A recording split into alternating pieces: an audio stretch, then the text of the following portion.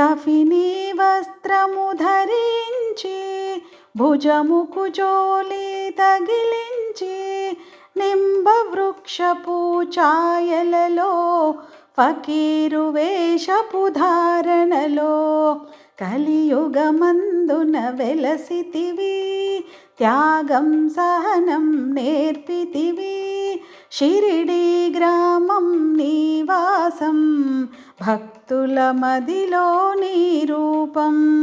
షిరిడీ వాస సాయి ప్రభో జగతికి మూలం నీవే ప్రభో. దత్త దిగంబర అవతారం నీతో సృష్టి వ్యవహారం. చాంద్ పాటిల్ను కలుసుకొని అతని బాధలు తెలుసుకొని గుర్రపు జాడ తెలిపితివి. పాటిల్ బాధను తీర్చితివి. వెలిగించావు జ్యోతులను నీవుపయోగించి జలము.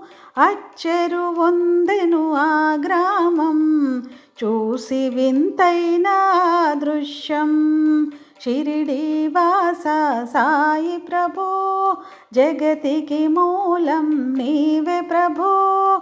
దత్త దిగంబర అవతారం నీతో సృష్టి వ్యవహారం.